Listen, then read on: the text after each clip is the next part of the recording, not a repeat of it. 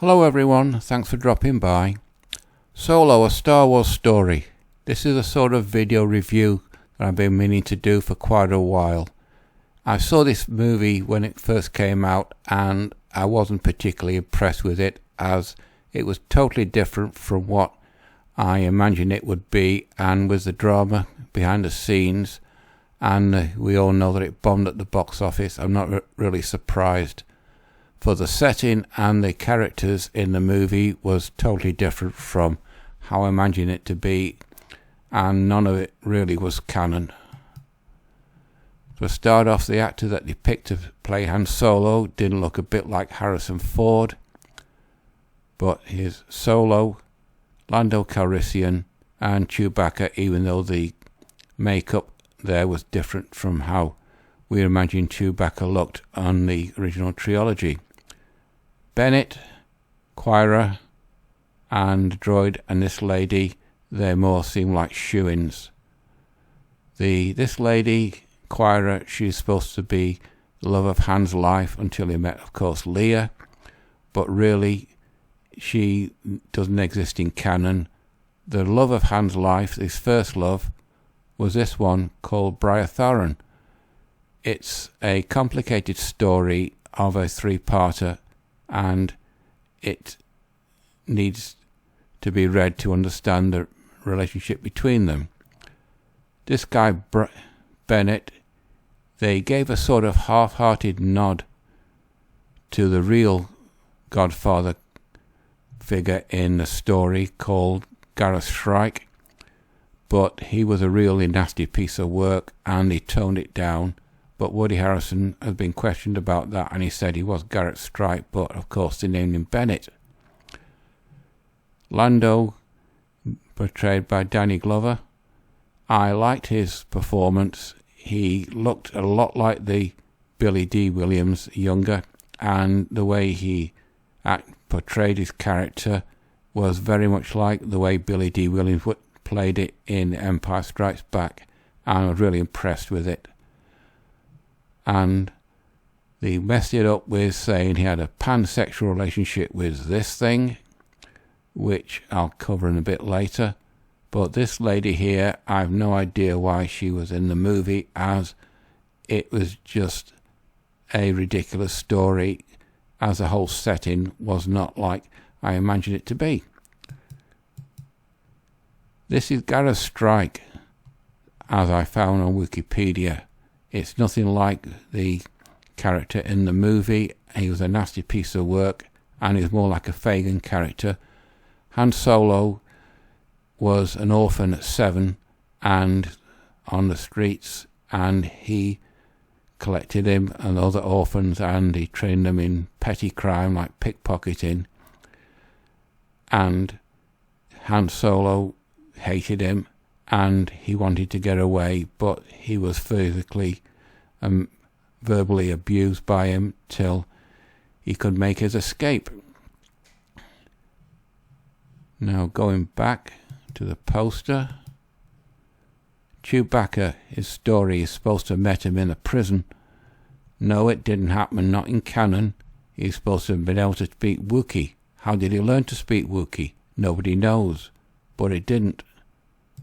Who did teach Han how to speak Wookiee was this Wookiee. This is called Delwana, and she was the cook on Gareth's Strike Trader's Luck, and she was a female, and she was sort of a pseudo mother figure that raised Han, and she taught him how to speak Wookiee. She also got killed by Gareth Shrike as Han made his escape, and that is how they got together. Not in the movie. Han joined the Imperial Navy in canon, and he saved Chewbacca from being killed, and he was expelled from the Imperial Navy because of that, and Chewbacca and him became lifelong buddies.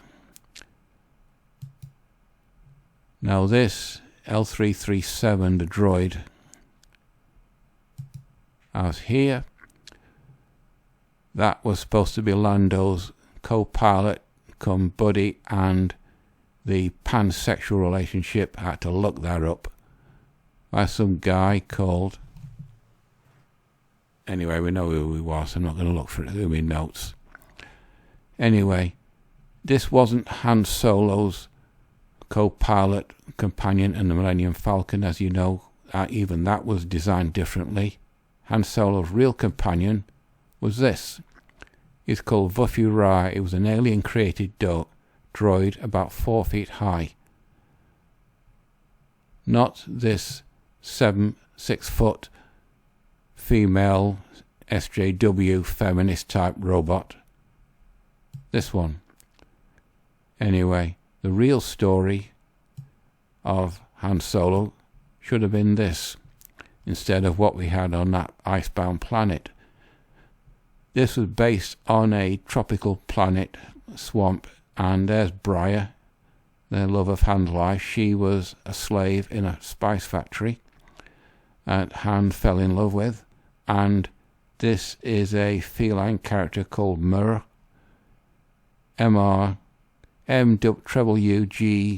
I think his name was, based on like a tiger, but they decided to go all black with a leopard type creature.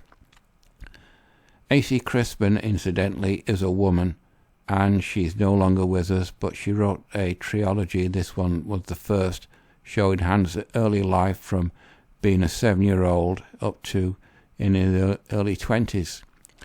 Han did kill, go back to him, he did kill him in the novel, but not as a shootout Western type with him on the icebound planet. That was not the case.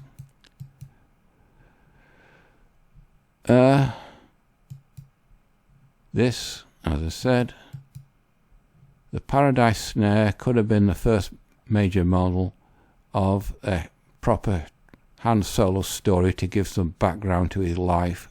As he said in A New Hope, remember, he's travelled from one end of the galaxy to the next, and he's seen a lot of strange stuff. Well, this will give background to him. It's a 6-part novel set that ends up with in the canteen in Mos Eisley in A New Hope. Now, this planet was the home of a sort of cult colony that had lots of slaves. There's Mur again in more detail, as you can see, is the panther, but they're controlled by these creatures. They're like a rhinoceros, and they able to give a sort of pleasurable vibration in humans, and that kept them captive. Anyway, as I said, it's quite a complicated story, but it's well worth reading, and it has a happy ending. He finds his cub, and all three of them escape from this planet. Not his cub. He finds his partner, his mate. For a go, this is Brie Larson, commonly known in some 40-year-old white dude circles as Captain Whammon. Brie liked to become a Jedi. As you can see, here she is, dressed as one and dressed as Rey. Trouble is, the Rise of Skywalker, or its unofficial title of the Further Adventures of Mary Sue, is supposed to be the final movie in the Star Wars saga. So unless they're going to make other ones, or Brie can get into The Mandalorian, she's, as the Americans say, shit out of luck. She's an accomplished actress, but she's not got the same kind of screen presence as Samuel L. Jackson has, even though he's waving his lightsaber around like a baseball bat in Revenge of the Sith Episode 3. However, this 60-year-old white dude thinks that she could make another character, namely this one. That's Gurry. Unfortunately, Gurry is from a tangent series called Shadow of the Empire, which is based between A New Hope and The Empire Strikes Back. As you can see, they got the same similar faces. Guri is, according to Wikipedia, where I got this picture from, 1.8 meters tall. Bree in real life is 1.7 meters tall. They both got the same type of figure and they're both naturally blonde. So she could make this as a character. Guri is exceptionally lethal. She's a droid, but she's one of a kind, and she'd probably be deadly with a lightsaber. But whether Disney will abandon its policy of ignoring the extended universe and use the volume of wanted something to eat. The extended universe for storylines, we don't know. We'll have to wait until episode 9 comes out and see as it does at the box office. If it bombs, then you can forget it, and Bree can forget it. But Guri has her own storyline. She teams up with Dash Rendar from Shadows of the Empire, and she has a happy ending to her story. And on that, I think I'll leave it. Okay, people, you know the routine. Like, dislike, comment, subscribe, whatever. It's completely up to you, but I work for Amazon, and week after next we're on to peak, so it's an extra hour a day and an extra day a week, so I've only got Sunday, Monday off instead of Saturday, Sunday, Monday, so I might be able to do one next Monday. So if not, I could do a MGTOW one. These Star Wars ones takes a bit of research, so but I might not be able to do one either. But anyway, that's it for this one. Like, dislike, comment, as I said. Until the next one, bye bye.